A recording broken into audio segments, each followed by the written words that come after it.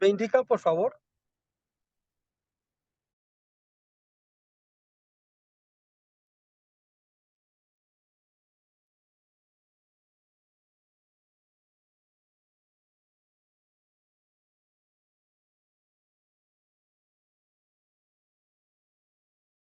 Buenas noches.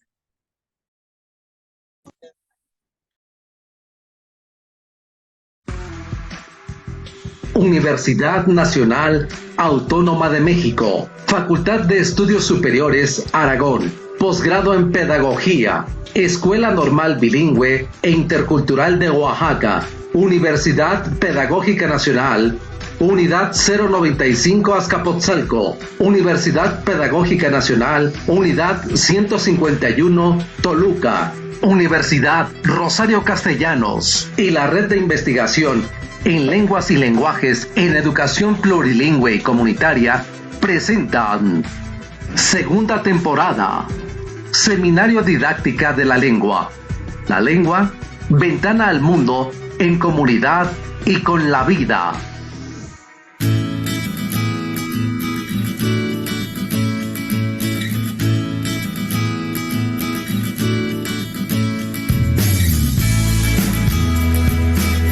La doctora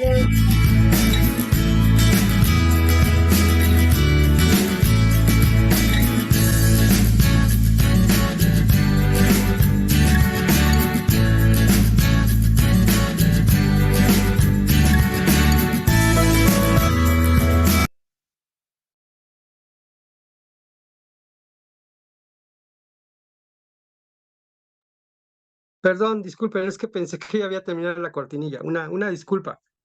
Entonces, perdón, nuevamente comento, nos acompaña esta noche la doctora Ixra de la Cruz Hernández. Me permito leer su ficha curricular. Ella estudió el doctorado en Ciencias Sociales del Colegio de Michoacán. Ella es maestra en Ciencias Sociales con orientación en Educación por la Facultad Latinoamericana de Ciencias Sociales, sede Argentina, Flaxo. Licenciada en Ciencia Política y Administración Pública por la Universidad Autónoma del Estado de México. Es docente en la Universidad Industrial de Santander en Colombia y ha sido docente en la Universidad Intercultural del Estado de México y la Universidad Pontificia Bolivariana. Dirige la línea de investigación Políticas Lingüísticas e Interculturalidad del Semillero Estudios del Discurso Público. Entre sus publicaciones se encuentran Historia y Situación Actual de la Educación Intercultural en México 2017, Currículo Inclusivo, Vinculación con la Comunidad en la UIM 2018, La Perspectiva Glotopolítica para la Formación de Profesores de Lenguas del 2019, Retos al Currículo Intercultural y Plurilingüe en la Escuela de Idiomas de la Universidad Industrial Santander, Colombia, 2019. Sus intereses temáticos abordan las lenguas nativas de Colombia, la glotopolítica y la política lingüística, educación superior intercultural y la vinculación con las comunidades. Principalmente le interesa trabajar por los lazos que unen a las comunidades. Esta es nuestra docente que el día de hoy nos acompaña. Por favor, adelante, doctora, le damos la más cordial bienvenida y adelante con su exposición. Hola, bueno, pues buenas noches a todas y a todos. Creo que ahí sí ya me están escuchando. Me da mucho gusto porque veo que hay mucha gente que está conectada y yo soy estudié en la Universidad del Estado de México, Autónoma del Estado de México. Veo compañeras y colegas y compañeros de las universidades interculturales y pues bueno, eso me da mucho gusto que estemos conectados. Por ahí también vi a gente de Colombia conectada. Pues bueno, ojalá que podamos entablar un lazo. Y bueno, aquí ya es muy tarde, no sé, también allá, ¿no? Ya son las 9, ¿no? Espero no dormirlos y ir rapidito para que podamos intercambiar más bien. No sé si pueda presentar algo, no sé si tengo eh, el permiso para hacerlo.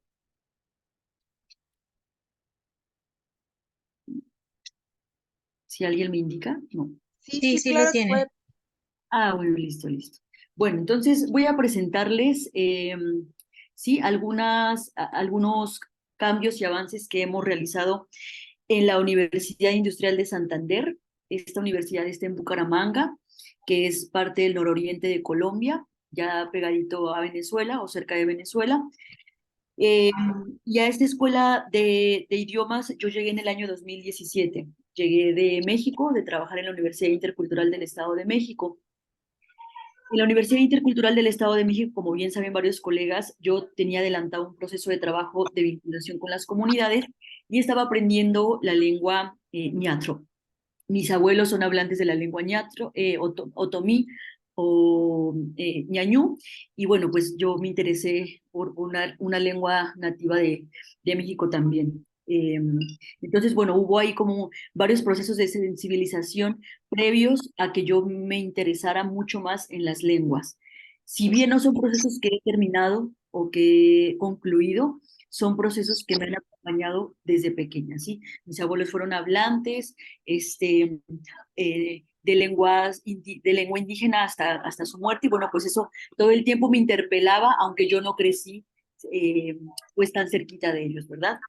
Bueno, entonces, la glotopolítica y su aplicación en la Escuela de Idiomas de la UIS. Vamos a ver qué es esto de la glotopolítica. Dividí de esta forma la presentación. Primero les voy a hablar un poco de la enseñanza de las lenguas en Colombia, después de la perspectiva de glotopolítica y las acciones puntuales que hemos tomado, después de las proyecciones estratégicas que hemos pensado, y bueno, voy a concluir. Entonces, ¿qué significa hablar de la enseñanza de lenguas en Colombia? Hablar de la enseñanza de lenguas en Colombia implica abordar temas de política lingüística, temas de política, de currículo escolar, de planificación lingüística y enseñanza y aprendizaje en diversos contextos. Con contextos me refiero a contextos que conocemos como contextos convencionales y otro tipo de contextos. Ajá, pueden ser rurales, pueden ser contextos dentro de territorios indígenas, etc. Abordajes lingüísticos en Colombia. También implica hablar de los abordajes lingüísticos en Colombia. Cisneros y Maecha han encontrado en los estudios que ya han realizado unos temas principales que se han abordado para hablar de enseñanza de las lenguas. Por un lado tenemos los estudios descriptivos de la lengua española, que principalmente los ha desarrollado el Instituto Caricuervo. Por otro lado tenemos estudios dialectológicos con Lozano, Montes, estudios etnolingüísticos con González de Pérez, Patiño Trillos, Rodríguez y otros, y los estudios discursivos con Pardo y Soler. ¿Qué más implica hablar de diferentes modelos educativos? Ajá, la enseñanza en Colombia es un poco parecida en modelos a la enseñanza a los modelos que tenemos en México. Sin embargo, aquí ha habido algunos avances significativos y que han sido motivados sobre todo por la organización de las comunidades indígenas en sus territorios. También han atravesado por el proceso de educación, han atravesado por el proceso de educación intercultural bilingüe. Hay procesos que se pueden parecer con sus acentos, ¿no? En cada país. Y también implica preguntarnos esto, ¿no? ¿Cuáles son los retos políticos y los desafíos lingüísticos que conlleva la implementación de programas estatales sobre la enseñanza, aprendizaje de la lengua materna, las lenguas extranjeras y las lenguas nativas, siempre pensando en todos los contextos de Colombia? Colombia es uno de los países, tengo que mencionar esto, de los países más diversos lingüísticamente y de pueblos étnicos de América, junto con nuestro país también, ¿no? México. Entonces es uno de los países con más lenguas. ¿Cuántas lenguas hay en Colombia? 70 lenguas. 70 lenguas vivas, pero algunas a punto de extinguirse, ¿no? O varias con amenaza de extinción, porque hay una, por ejemplo, que tiene pues un hablante, situación que también vivimos en México, ¿verdad? Entonces, bueno, eso para que se den una idea de la diversidad lingüística, y cerca de 80 pueblos y más, porque algunos todavía no han sido contabilizados, en Colombia. Ay, perdón, creo que me salí. En Colombia, la enseñanza de las lenguas y la planificación política ha implicado, entre otras cosas, enseñar el español como lengua única hasta los 70. Hasta los 70 que aparece esta propuesta de etnoeducación. Hasta ese momento, igual que en otros países, se promovió un ideal republicano y nacionalista en un país altamente diverso. ¿Qué más ha implicado la política y la planificación lingüística? Cuestionarnos sobre por qué se excluye o incluye a las lenguas nativas dentro de los currículos y en la vida cotidiana. en algunos modelos de educación. Y aquí vamos a encontrar que hay una negativa a aceptar la pluralidad lingüística y étnica, a pesar de que ya haya una ley, que protege las lenguas nativas de Colombia, a pesar de que haya algunas comunidades que hayan promovido la organización y que hayan promovido de alguna forma políticas dentro de los territorios, sigue habiendo una exclusión fuerte de las lenguas nativas en los currículos. Y en la vida cotidiana, porque la mayoría de la televisión, la radio y demás, pues está hecha en la lengua hegemónica, que es el español. Eventos y acuerdos, ¿qué más implica? Eventos y acuerdos cruciales para cambiar la lógica de la política de planificación lingüística. Para el caso de México también tenemos estos eventos, ¿no? Congreso de Pátzcuaro, las orientaciones de la UNESCO, en el 51, la reunión de expertos sobre etnocidio y etnodesarrollo de la UNESCO en San José de Costa Rica del 81 y el convenio 169 de la OIT del 89. Entonces, ha habido una promoción en el ámbito internacional y una promoción en el ámbito local y regional dentro de este país para promover cada vez más pues la protección de las lenguas nativas y la difusión, aunque no siempre se ha llegado a término, ¿verdad? ¿Qué más implica? Su impulso, el impulso de un bilingüismo limitado hasta nuestros días. Entonces nos hemos dado cuenta, o me he dado cuenta, que en el transcurrir de la formulación de política lingüística en Colombia, ha habido unas geoestrategias, y depende de estas geoestrategias y de estas geopolíticas, es que se han adelantado políticas y planificación de acuerdo a los tratos que se tienen con ciertos países. Entonces, en la historia de Colombia hubo un momento en el que se enseñó como una lengua extranjera fuertemente el italiano, luego el francés, y hoy en día, pues el inglés. Entonces, este impulso del bilingüismo está limitado solamente al inglés como una lengua, otra lengua, ¿no? Y además es una lengua extranjera. Poco se han visibilizado las contiendas y luchas por la palabra. Cada vez más hay trabajos de estudiantes de maestría, doctorado, de estudiantes de pregrado, libros, investigaciones sobre estas contiendas y luchas por la palabra, pero todavía no, muchas, digamos, todavía no son vistas, ¿no? Porque muchas son de territorio y pareciera que ahí están solamente. ¿Qué es la perspectiva glotopolítica? La glotopolítica es el estudio de las intervenciones en el espacio del lenguaje. Entendidas estas intervenciones en un sentido amplio, ya que pueden ser planificadas, explícitas, voluntarias, generadas por agentes colectivos o individuales que podemos identificar o producidas espontáneamente sin mediadores claramente identificables. Entonces, hasta aquí podemos ver que la glotopolítica estudia intervenciones en el espacio del lenguaje que sean planificadas o sean espontáneas y donde a veces no identificamos plenamente o claramente a los agentes que las promueven. Estos agentes a su vez pueden ser colectivos o individuales. Estas intervenciones se ejercen tanto sobre las lenguas, sobre sus variedades y registros, como sobre los discursos o las diversas articulaciones de lo verbal con otros sistemas semióticos. Entonces a la glotopolítica le interesa todo lo que esté por escrito, discursivamente, pero todo lo que también no aparezca en el discurso. Todo lo que pueda tener una relación verbal con otros sistemas semióticos, imágenes, símbolos, pinturas, todo lo que se nos puede, películas, todo lo que pueda venir a su mente que implique una cuestión semiótica también. La glotopolítica trabaja de la mano de la sociolingüística y de la sociología del lenguaje, que son dos grandes líneas de la lingüística y disciplinas que nosotros conocemos, ¿no? Sin embargo, la glotopolítica tiene una particularidad, que observa y ve todo el tiempo la relación entre la política, lo político y el lenguaje. ¿Qué pregunta se hace, por ejemplo, en la glotopolítica? ¿Cuáles son las implicaciones educativas de la relación entre lenguaje y poder? Pensando todo el tiempo en esta formación de docentes, ¿verdad? Si revisaron el capítulo, se darán cuenta que nuestros pregrados son para formación o para formarnos en la docencia, ¿no? Entonces, ¿cuáles son estas implicaciones educativas de la relación entre el lenguaje y poder? ¿Qué recursos analíticos brinda la perspectiva glotopolítica para enseñar lenguas desde una mirada crítica? ¿Qué principios de acción o praxis y ejecución condicionan la enseñanza crítica de las lenguas?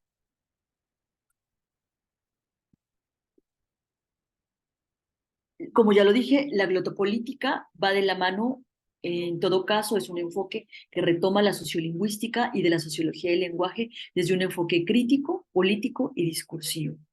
Se concentra en el análisis de las intervenciones, las variedades ejercidas sobre la lengua que presentan dimensiones políticas. Todo el tiempo está mirando la dimensión política, no solo la relación entre la lengua y la estructura social, no solo la relación entre la lengua y las variantes o las variedades lingüísticas, sino la lengua y la dimensión política que puede haber imbricada e implicada en algunos casos, en algunas escenas glotopolíticas. Para el caso de la enseñanza de lenguas y de la formación de docentes, las ideologías lingüísticas orientan las decisiones pedagógicas y en particular las relaciones. Coloco esto porque si se dieron cuenta el capítulo que quedó para la lectura se enfoca principalmente en estos actores, en los futuros estudiantes, en los futuros docentes, ¿no? Que se están formando ahora mismo en la escuela de idiomas. ¿Qué podemos mirar?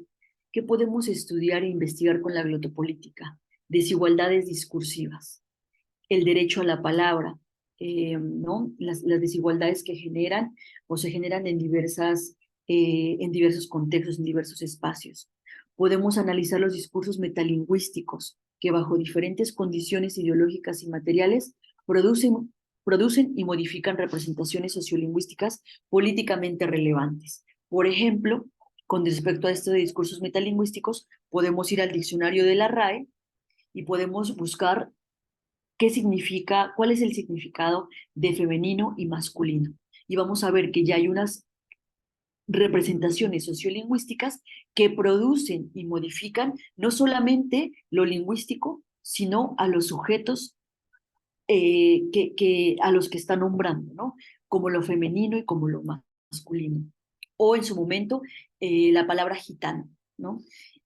O en su momento la palabra puta, o en su momento, entonces hay varios discursos de lo metalingüístico que generan estas representaciones, ¿no? Por poner un ejemplo, ¿verdad? ¿Qué podemos investigar también con la glotopolítica o analizar ideologías lingüísticas, que también generan representaciones sociolingüísticas? ¿Qué podemos analizar? Las políticas lingüísticas que dependen de la orientación geopolítica e ideológica de los proyectos gubernamentales en turno. ¿Por qué? Porque ya dijimos que mira en todo momento la dimensión política. Podemos analizar la estratificación lingüística, el bilingüismo elitista, los conflictos lingüísticos, el lingüicismo. ¿Qué acciones hemos tomado entonces en la universidad, en la Escuela de Idiomas de la Universidad Industrial de Santander? Primero, hemos reconocido que cada espacio donde ocurren procesos de enseñanza-aprendizaje por fuera y por dentro del aula son espacios diversos e interculturales. Esta palabrita que aparece, también para América Latina, la interculturalidad, pues tiene muchas acepciones y tiene muchos acentos. Tiene acentos norteamericanos, tiene acentos europeos y tiene acentos latinoamericanos. Entonces, lo que nosotros analizamos es primero el acento latinoamericano de la interculturalidad, dónde tiene su mirada la interculturalidad en América Latina, y luego cómo esta interculturalidad se relaciona con los otros acentos de la interculturalidad desde una mirada crítica. Y entonces nos damos cuenta que siempre, aunque no lo hayamos dicho antes, hemos sido interculturales, analizando previamente también el proceso de multiculturalismo y cómo es que llegamos del multiculturalismo a la interculturalidad.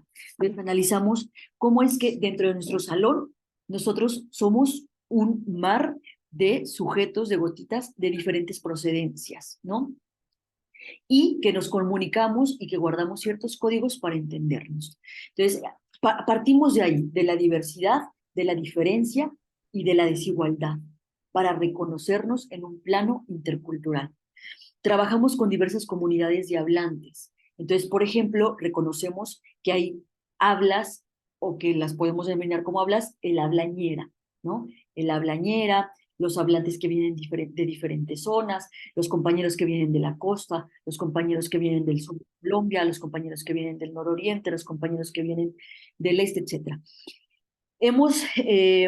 Creamos el grupo de investigación, formamos parte del grupo de investigación Glota y creamos el semillero de estudios del discurso público, en el que una de las líneas es interculturalidad y plurilingüismo, y pues la dirijo yo. Y ahí, en la creación de semilleros, hemos trabajado con estudiantes interesados en diferentes temas que tienen relación con la lingüística, pero también con la literatura. Hay estudiantes de ambas carreras. En la escuela donde yo trabajo está la licenciatura en literatura y lengua castellana y la licenciatura en lenguas extranjeras con énfasis en inglés. Tenemos estudiantes de ambas carreras y hay estudiantes que se han graduado ya con investigaciones que retoman este enfoque glotopolítico y otros, ¿no? Sociolingüística crítica, sociología del lenguaje, entre otras, ¿no? Y hacemos también estos cruces con disciplinas y otras áreas, la política, la sociología,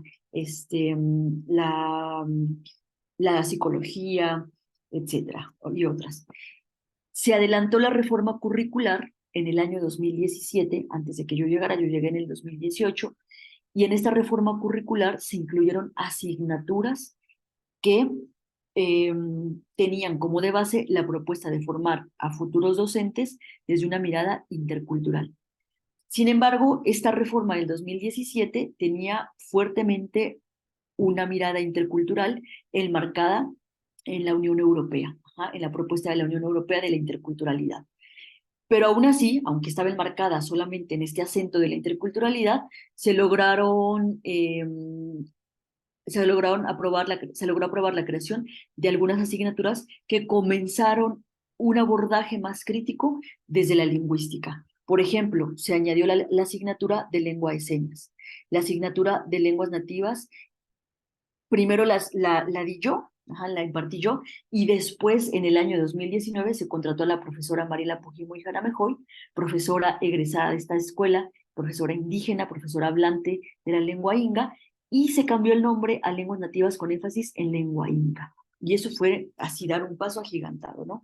Se añadió también la asignatura de discapacidad visual en el aula y esa asignatura la impartía una profesora con discapacidad visual, la asignatura de políticas lingüísticas, la asignatura de literatura colonial y oralituras, la asignatura de plurilingüismo e interculturalidad como una asignatura obligatoria y la asignatura de pedagogía para la inclusión y análisis crítico del discurso. En todas estas asignaturas, de alguna forma, hemos intentado abordar la interculturalidad crítica, la sociología, la sociolingüística crítica, la sociología del lenguaje y implementar el enfoque glotopolítico. Se ha introducido bibliografía de glotopolítica para la licenciatura de literatura y lengua castellana y otras fuentes orales y visuales que dentro del canon de la literatura o dentro del canon de la lingüística pareciera que no son aceptadas, ¿verdad? Pero también las hemos añadido justamente para generar esos primeros intercambios, ¿no? Y generar esas primeras sensibilizaciones de otras textualidades posibles y que existen además, ¿no? Hemos abordado el tema de etnografía lingüística, que lo ha trabajado fuertemente la investigadora Virginia Zavala, que es una investigadora peruana, con la intención de que los futuros profesores y docentes, y también los profesores que estamos actualmente como docentes en la escuela, podamos generar otras formas de investigación y abordar otros métodos, ¿no? En este caso el cruce pues con la antropología. Y hemos generado ejercicios de análisis con el enfoque glotopolítico en el abordaje de los núcleos temáticos. ¿Qué abordamos en estos núcleos temáticos? Cuestionamos los rótulos como lenguas mayoritarias, lenguas minoritarias, abordamos variables sociolingüísticas sobre clase y estratificación, los procesos migratorios con sus efectos en las lenguas, la ideología lingüística, la regulación del lenguaje local, nacional e internacional y las polisemias de la interculturalidad. ¿Cuáles son las proyecciones? Tenemos proyecciones, por ejemplo, como creación de semilleros de investigación que sigan abordando las temáticas desde esta mirada crítica y que puedan implementar también algunos enfoques como el enfoque glotopolítico. Hay otros semilleros que ya están trabajando también con esto, unos semilleros del área de inglés, y profesores también de inglés que ya están pues trabajando también con la perspectiva, Obviamente no es una perspectiva con la que nos estemos casando, porque sabemos que hay muchas perspectivas, pero es una perspectiva que nos está permitiendo cuestionar estas dimensiones políticas que estaban o que subyacen ahí, ¿verdad?, a los lenguajes y esas pugnas por la palabra que posiblemente antes no se estaban abordando y haciendo visibles. Pretendemos que se generen otras reformas curriculares para seguir generando otras asignaturas, como las que ya mencioné. Pretendemos que la extensión del enfoque se añada también a la licenciatura de lenguas extranjeras con énfasis en inglés y a otras asignaturas. Promovemos la investigación colaborativa con diferentes actores de las comunidades y pueblos étnicos de Colombia y con otras instituciones, universidades u organizaciones que se dediquen a la documentación, preservación y difusión de la diversidad étnica y lingüística de Colombia. En este caso, por ejemplo, podemos decir que la contratación de la profesora Mariela ha sido clave, porque además, dentro de la universidad tenemos algo que se constituyó como el Cabildo de Estudiantes Indígenas de la Universidad Industrial de Santander. Estudiantes que en su mayoría son ingas, pero también hay estudiantes guayú, también hay estudiantes embera, y esto puede generar, porque ellos también tienen sus formas de trabajo, sus propuestas de investigación, que haya una mayor vinculación. Sin embargo, bueno, después la profesora se fue y ahora parece que va a volver, ojalá que vuelva, para que estos procesos que veníamos adelantando un pasito a la vez, como incluir la palabra inga en lenguas nativas, ¿no?, en la asignatura de lenguas nativas, puedan seguir sucediendo. El trabajo de documentación de lenguas y otros temas que problematicen la imbricación entre lenguaje, lenguas y la política, y el trabajo colaborativo con el Cabildo Indígena Universitario UIS. Esto como proyecciones. Bueno, yo lo denominé conclusiones en la organización de la presentación, pero después dije, no pueden ser conclusiones porque son trabajos que seguimos adelantando y que nos siguen generando pues más trabajo. Entonces, puse esta imagen a propósito de que no podemos retornar si ya abordamos este enfoque y estamos viendo situaciones que subyacen a las lenguas y que tienen que ver con dimensiones políticas. Entonces, a manera de reflexión, la glotopolítica traduce la intuición de muchos profesores de lengua que abordan la dimensión política dentro de sus clases, ideologías, poder, resistencia, conflicto, cuando enseñan a enseñar las lenguas. La glotopolítica nos lleva a preguntarnos sobre qué alternativas tienen los hablantes y sus comunidades para ejercer resistencia contra las prácticas que producen o reproducen las desigualdades en las lenguas. Y es una pregunta que no puede faltar en ninguna de nuestras clases, porque es la pregunta que nos lleva a ver estas formas de resistencia que han ido agrietando los diferentes sistemas y que están vivas esas prácticas, que están vivas esas formas de organización. Nos permite nuevos discursos y nuevas prácticas ciudadanas, reflexivas y comprometidas con la defensa del derecho a la palabra en diferentes comunidades de hablantes. Nos permite reflexionar sobre la relación entre la historia de las lenguas, las ciencias del lenguaje y los instrumentos lingüísticos. Entonces, a manera de no retornar, más bien estamos generando constantemente en las clases que realizamos en el cotidiano, pues estas reflexiones. Y son las primeras generaciones a partir de 2018 a la fecha que han sabido, que se han enterado, por lo menos, ¿verdad?, la mayoría, que en su país, en este caso en Colombia, hay más de 2 lenguas, porque ellos pensaban que solo existía el español y el inglés.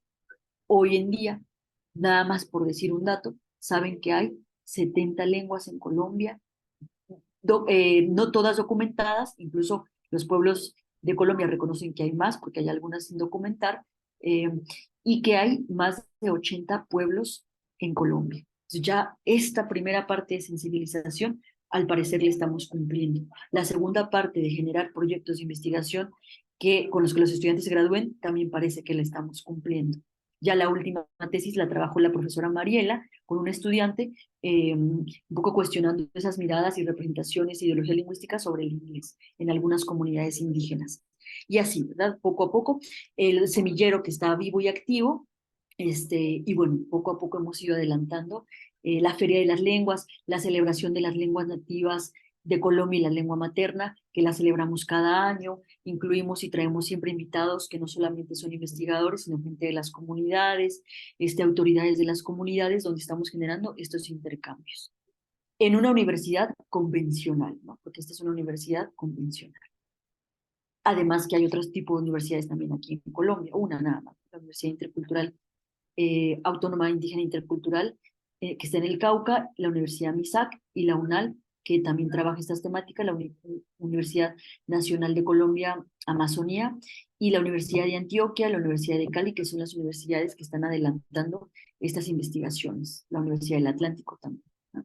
Y bueno, voy a ir parte de la bibliografía, y pues ya, quise ser breve para que haya más intercambio y más dudas que exposición así, ¿verdad? Entonces, pues gracias, Kimi Pai, y voy a dejar de compartir para que pasemos ahora al intercambio. Muchas gracias.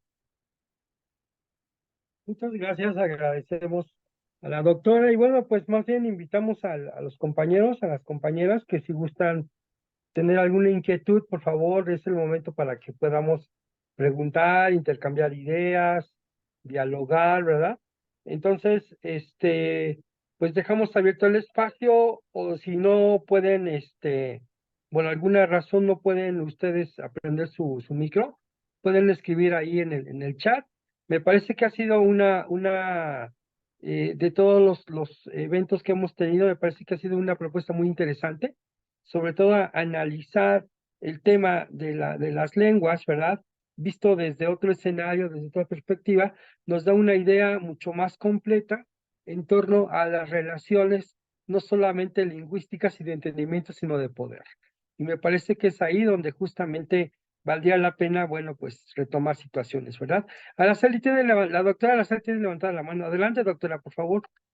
Muchas gracias. Yo primero que nada quiero agradecer. Creo que es una perspectiva muy interesante, como se plantea también en el texto que nos ha compartido sobre la crítica del lenguaje y cómo este lenguaje también mantiene jerarquías de poder y legitima un orden desigual. Entonces, al mismo tiempo, esta crítica que es como, a mí me ha encantado leerla porque es justamente la capacidad transformadora desde el aula para desactivar esas jerarquías, para la toma de conciencia, pero también para la justicia cognitiva y lingüística, como todas las justicias y como esta manera también de reivindicar a los diversos, a las diversidades, me parece como una oportunidad extraordinaria en donde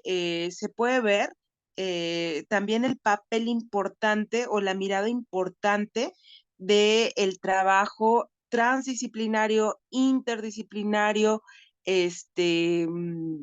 multidisciplinario. Entonces, bueno, yo creo que más, bueno, me quedan muchas preguntas, pero me parece como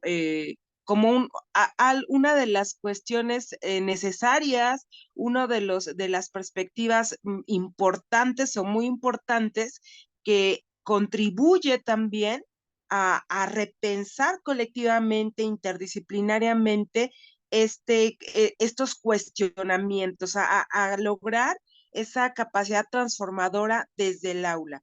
Entonces, alguna pregunta que yo logré ver en el texto que nos ha compartido la doctora Iskra es cómo estos discursos son, se promueven o reproducen, que digo, lo estamos llevando al aula, pero yo creo que no solamente son una oportunidad para repensarlo desde el aula, sino para pensar colectivamente, para pensar juntos, tanto los investigadores, los docentes, y pensar con otros, junto con otros temas que tienen que ver con el racismo, con el clasismo, con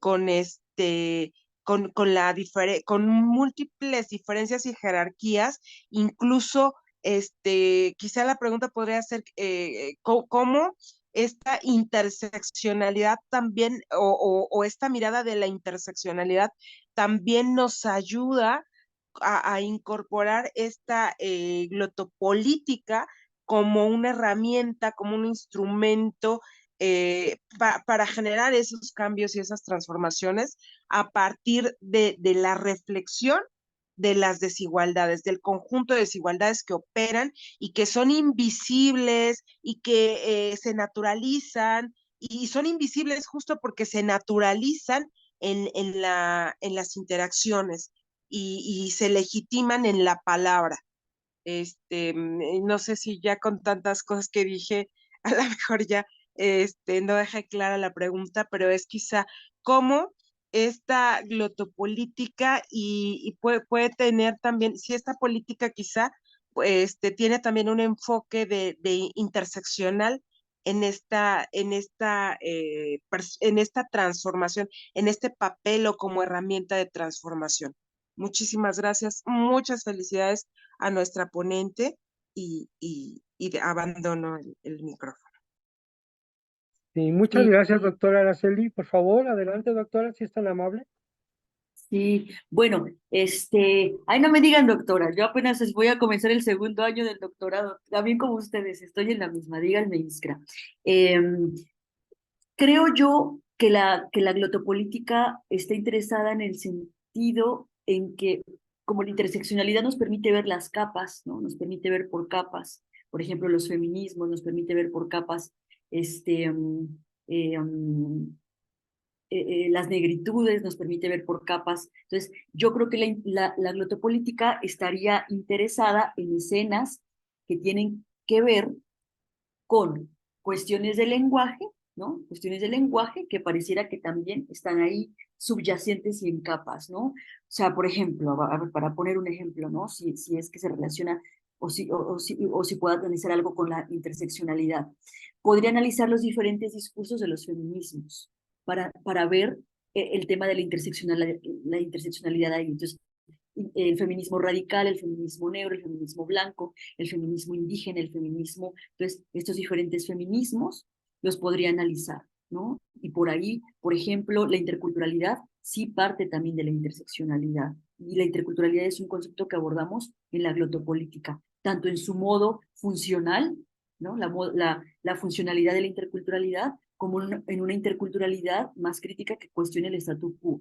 Entonces, por ahí también yo creo que se puede meter la glotopolítica. Es muy importante lo que preguntas, porque a la glotopolítica le interesan las escenas que son públicas, no porque las no públicas no sean importantes. Las públicas por una razón, porque las públicas nos están mostrando algo que está oculto, lo que subyace, ¿no? Por ejemplo. Entonces, hay una página de glotopolítica en la que hay varios videos que han ido seleccionando todos estos estudiosos de la glotopolítica, y entonces ustedes, por ejemplo, ven una entrevista que le hacen a Evo, expresidente de Bolivia, o el discurso que da, por ejemplo, un discurso que da Bolsonaro, nombrando ciertas palabras, o que da, entonces pareciera que son escenas en el ámbito público lo que le interesa. Entonces, esa salvedad quería hacer también un poco con respecto a eso, pero yo creo que sí, Araceli, en algún punto puede cruzarse la glotopolítica y analizar diferentes discursos de la interseccionalidad en diferentes momentos, en diferentes espacios, como los del feminismo, por nombrar algunos, ¿no? Sí. Bueno, por ahí hay unas preguntas en el chat que me gustaría leerlas. Ajá, sí, sí. Miriam Hernández pregunta, ¿en Colombia existen comités de planificación lingüística comunitarias? Si lo hubiera, ¿cómo colaboran con las escuelas? Bueno, el caso colombiano no es muy difícil no es muy diferente, perdón, a otros países. Lo que pasa en Colombia es que hay una planificación estatal. En esta planificación estatal se trabaja con los diferentes modelos de educación en Colombia. En Colombia hay modelo de educación intercultural bilingüe que se imparte principalmente a zonas rurales, a zonas campesinas. Para que estas políticas bajen a estos territorios, tiene que haber necesariamente planificación donde participen las comunidades. Pero el problema es que esas comunidades solamente están participando dentro de dentro de estos espacios, dentro de estos contextos. A las universidades no han llegado, pero sí, por ejemplo, para el caso de la Universidad de Antioquia. La Universidad de Antioquia tiene adelantados varios procesos que sí van de la mano de las comunidades. ¿Por qué? Porque ya ha contratado a hablantes de las comunidades, a los que incluso no les han pedido el título, porque ya saben, universidad convencional pide títulos, pide grados, si no, no los puede contratar. Pero la Universidad de Antioquia ha dado una lucha fuerte. Ojalá que estos comités de planificación lingüística sean un proceso al que podamos ir. En este gobierno, la propuesta o un eje misional de este gobierno es que la educación sea intercultural. Ojalá que en las universidades podamos adelantar procesos y trabajar de la mano de las comunidades, pero eso lo veo difícil todavía. ¿Ah? En las comunidades sí pasa. Por ejemplo, la comunidad Wayuu está bien organizada y tiene planificación comunitaria. Las comunidades del Cauca tienen planificación comunitaria. Las comunidades de Pasto Nariño tienen planificación comunitaria lingüística, pero ahí van todavía. Luego en las universidades convencionales no ha llegado. Bueno, muy bien, muchas gracias por su respuesta. Víctor Hugo dice, felicita y agradece la ponencia. Él comenta que en su caso no conocía la categoría de glotopolítica. Soy sincero, yo tampoco. Dice, por tanto, preguntaría de dónde nace esta categoría o cuáles serían las raíces epistemológicas o en qué posturas teóricas se sustenta. Bueno, creo que ya he comentado algo de eso, ¿no? Y una cuestión personal, él tiene curiosidad por saber el origen de su nombre, Iskra. Ah, bueno. Sí, bueno, la glotopolítica, ya lo dijimos, es una perspectiva, es un enfoque. No llega a ser disciplina, no llega a ser todavía un modelo. ¿No? Los métodos quizás los estamos todavía, ¿no? Como la interculturalidad pensando, pero lo que sí comenté en la conferencia es que su base tiene que ver con la sociolingüística y tiene que ver con la sociología del lenguaje. Y se empiezan a interesar por esta palabra glotopolítica en Francia, primero. ¿En qué contexto francés? En el contexto de la posguerra. En el contexto de las posguerras donde hay un reacomodo geopolítico y entonces los países empiezan a imponer su lengua. Y entonces nace, ¿no? La Alianza Francesa, el Colombo americano, el British Council, y todos estos organismos, asociaciones y demás de los hablantes de esos países que se posicionaron como países hegemónicos, primeras potencias mundiales y demás. En ese momento hay un grupo en la escuela francesa que se empieza a interesar por este reacomodo geopolítico. Y entonces nace esta categoría, la glotopolítica, y después una investigadora que se llama Elvira Narvaja de Arnú, que es de Argentina, trae la categoría América Latina y comienza a hacer un grupo de estudio fuerte en Argentina. Y ahí entonces ya se empiezan a detonar un montón de investigaciones que abordan esta categoría. Dentro de los glotopolíticos hay una fuerte discusión entre cuál realmente es la diferencia con la sociolingüística. Y lo que yo comentaba un poco, esta no llega a ser sociolingüística, no llega a ser una disciplina, llega a ser un grupo, un enfoque, y también detrás hay un movimiento intelectual fuerte que promueve ¿qué? Que promueve la agrupación, el bloque de países que fortalezcan, así como la Unión Europea, la parte de América Latina. Entonces, se sueña, por ejemplo, en un bloque latinoamericanista que promueva las lenguas nativas de los países de América Latina, principalmente, y que promueva además la enseñanza de una lengua extranjera que no necesariamente sea el inglés, por ejemplo, que sea el portugués. Por así someramente contando, que también creo yo que es un movimiento de intelectuales, ¿no? Me parece. Latinoamericanistas un poco, yo diría por ahí. De ahí. Y pues brevemente mi nombre es ruso, mi nombre significa Iskra, la chispa, y es un periodo, mi papá lo sacó porque mi papá es comunista, de un periódico que editó Lenin en la Revolución Rusa que se llamaba Iskra, la chispa, que iba a encender la revolución. No es mexicano, mucha gente piensa que es mexicano y yo los decepciono cuando les digo que es ruso, pero bueno, es. Bueno, hay muchísimas preguntas y esto ha despertado el interés. Preguntan por ahí, por ejemplo, desde la perspectiva de la glotopolítica, ¿cómo introducir una lengua diferente al español e inglés en educación básica? Doctor, también hay una mano levantada. Maestro Perdón, Rogelio. es que no estoy viendo. ¿Le parece bien si contesta esta pregunta? Y ahorita vamos con la mano levantada, por favor.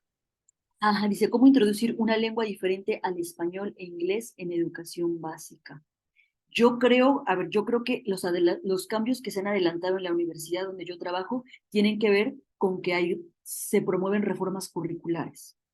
Y aquí quiero dar una opinión personal. Yo creo que todos podemos seguir hablando de la diversidad lingüística y étnica en nuestros países, pero mientras esto no se ponga en el papel, y estoy hablando de currículos, vamos a seguir hablando al aire. Entonces, yo creo que en las escuelas de todos los niveles, básico, medio y superior, se pueden promover reformas curriculares y no es fácil. No lo digo porque aquí no fue fácil generar una reforma curricular. Fue fácil en cuanto se pusieron de acuerdo los profesores. Fue fácil en cuanto todos se pusieron a pensar un pensum nuevo y diferente desde la interculturalidad, y les digo que era una mirada europea, ¿no? En un principio. Entonces, ¿cómo se puede introducir? Promoviendo una reforma curricular. ¿Cómo se puede introducir? ¿Cómo se llama? Argumentando porque es importante generar sensibilización sobre diversidad lingüística y étnica en el contexto en el que estén, porque la interculturalidad tiene que ser para todo tipo de contextos, para todo tipo de contextos, para todo tipo de universidades, no solamente las convencionales. Eso creería yo, que haya organización profesoral para generar reformas curriculares. Luego, si quieren, leo rápidamente la otra que ya vi por acá. Existen antecedentes o propuestas desde currículos críticos e interculturales desde la escuela. O sea, para el caso colombiano, o más bien si esta perspectiva ha generado estos cambios.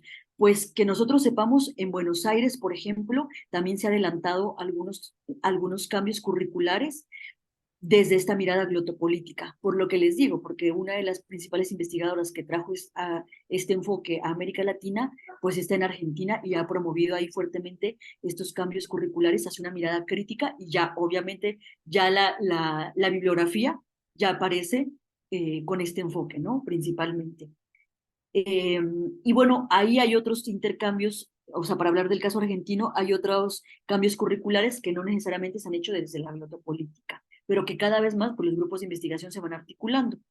Para el caso colombiano, esto aquí en la UTP, en la Tecnológica de Pereira, la profesora Mireya ha trabajado fuertemente para que se promuevan los cambios curriculares y se promuevan los cambios en las referencias bibliográficas para incluir esta perspectiva glotopolítica.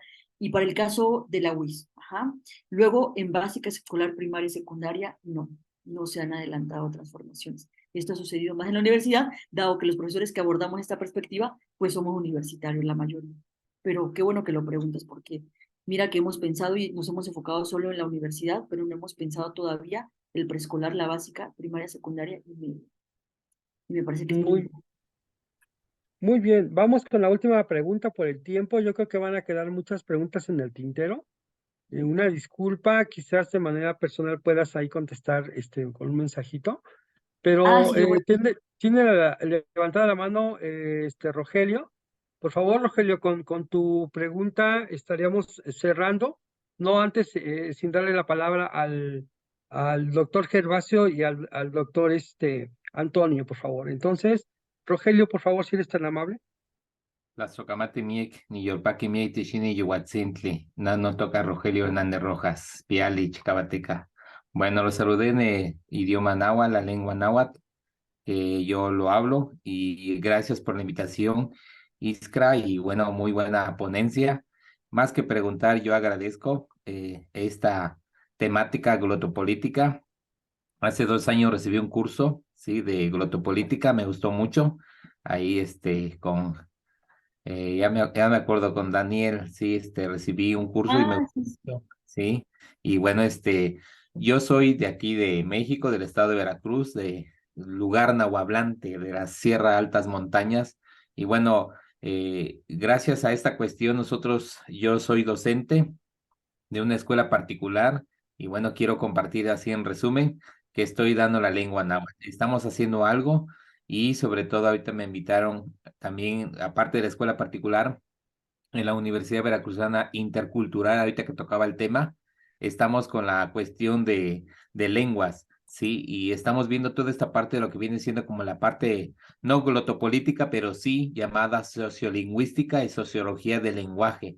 Entonces, como ellos son nahuablantes, pues les hablo en náhuatl y les hablo también español en las dos lenguas, en los dos idiomas, y entonces nos vamos entendiendo. Entonces ahí estoy compartiendo la lengua materna, la lengua originaria, y ahorita hubo una reunión que tuvieron ahí los del INALI, ¿sí? Para estandarizar, bueno, ese es el propósito, estandarizar la lengua náhuatl para que, pues no digamos que este náhuatl no lo entiendo, sino que queremos llegar a algo concreto por la escritura y entender las otras variantes.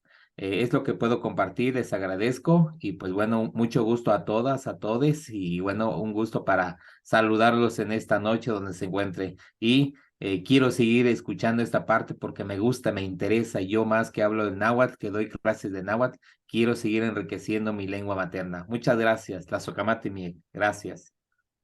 Muchas gracias, Rogelio. Para ir cerrando nuestra conversación de hoy, le cedemos la palabra al doctor Gervasio y al doctor Antonio. Por favor, adelante.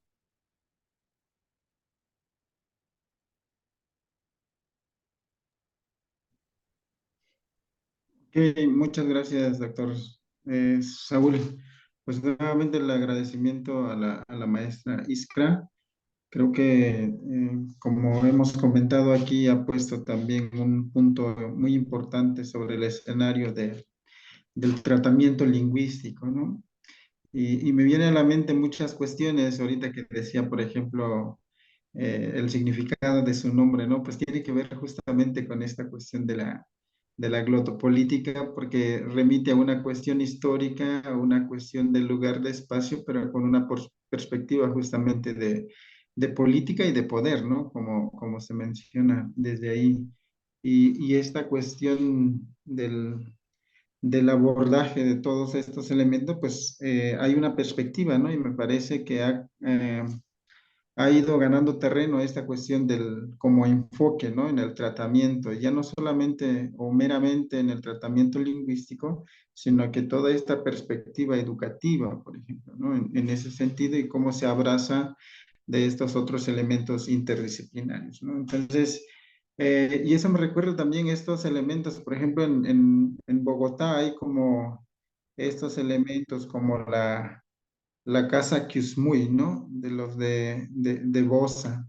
Todos esos elementos que tienen que ver justamente con toda esta cuestión de visión política, de poder, pero también relacionado justamente a lo que ha puesto sobre el escenario la maestra, ¿no? Iskra. Y cómo poco a poco a mí me sorprendió cuando tuve la oportunidad de visitarlo, estas construcciones o estas visiones desde las malocas, ¿no? Como han recriado estos, ¿no? Que hay en las inmediaciones de Bogotá, por ejemplo, ¿no? Entonces, pero tiene que ver justamente con toda esta relación que se ha comentado, ¿no? Y me parece muy, muy importante en esa visión, que nos pone sobre el escenario, sobre el contexto, esta perspectiva justamente, ¿no? Del cómo abordar desde otra mirada o desde otras miradas esta cuestión del tratamiento lingüístico en sus diferentes dimensiones, manifestaciones también, ¿no? Como se ha dicho también desde esta cuestión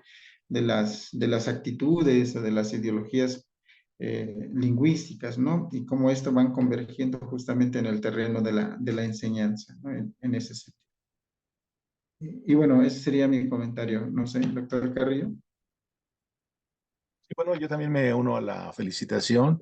Nos da mucho gusto, pues, este enfoque, esta perspectiva. Y ahorita que hablaba del significado de su nombre de Iskra, yo también tengo mi hijo que se llama Sadrop, ¿no? Con esta misma perspectiva, ¿no? Digo, sobre todo porque hay mucho que aprender también en estos pueblos y yo estimo mucho el enfoque de los rusos en cuestiones lingüísticas. Después espero que haya la oportunidad de compartir estos enfoques de ellos también. Bien, yo quisiera, pues, repito, reiterar un poco este enfoque que acaba bien de comentar el doctor Gervasio, en cuanto a tener otra mirada de la enseñanza y de la enseñanza de las lenguas, ¿no? Y creo que es importante porque generalmente esto ha estado más en manos de los lingüistas, pero han descuidado muchas veces este enfoque, ¿no? Esta perspectiva que creo que es necesario y obligado revisarlo, ¿no? Pues mis felicitaciones por la invitación que han hecho a esta maestra y por el entusiasmo que ella le pone a esta perspectiva, ¿no? Pues muchas gracias por acompañarnos. Bueno, muchas gracias a todos quienes nos acompañaron. Doctor Gervasio, no sé si tenga de casualidad por ahí la Sí, constancia. sí, Saúl. Sí. ¿Perdón? Sí, por favor. Sí. ¿Me dicen si se ve mi pantalla, por favor? No se ve todavía. Ahí está. Por favor, doctor Gervasio. Gracias, doctor Saúl. Pues nuevamente el agradecimiento a la maestra Iskra y como decimos, ¿no? Este espacio de construcción, de compartencia desde las diferentes instituciones, sobre todo del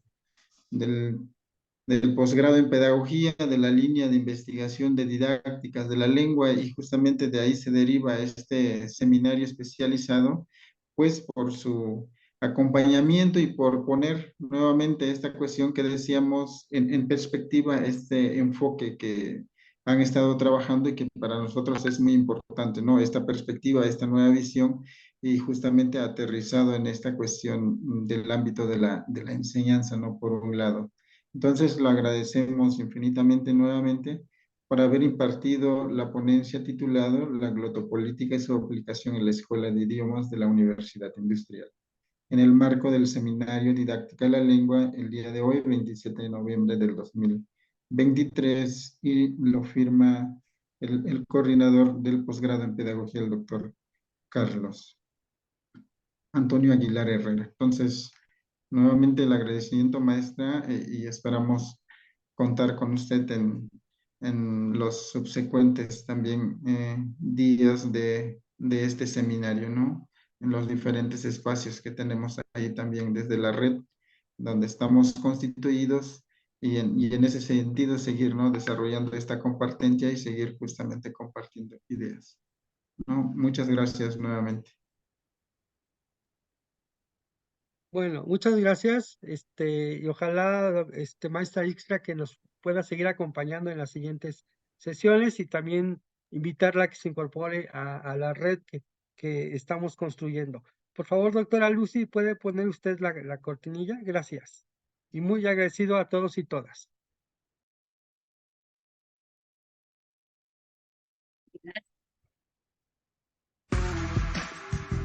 Universidad Nacional Autónoma de México, Facultad de Estudios Superiores Aragón, posgrado en Pedagogía, Escuela Normal Bilingüe e Intercultural de Oaxaca, Universidad Pedagógica Nacional, Unidad 095 Azcapotzalco, Universidad Pedagógica Nacional, Unidad 151 Toluca, Universidad Rosario Castellanos y la Red de Investigación en Lenguas y Lenguajes en Educación Plurilingüe y Comunitaria presentan segunda temporada, Seminario Didáctica de la Lengua. La lengua, ventana al mundo en comunidad y con la vida.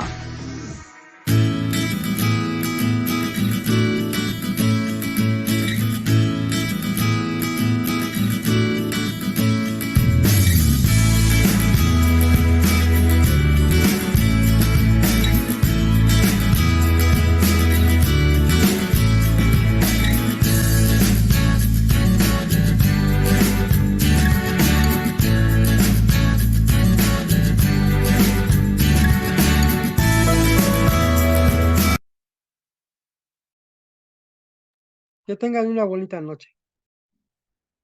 Gracias igualmente. Hasta luego. Buenas noches Hasta luego. a todos. Gracias. Gracias, buenas noches.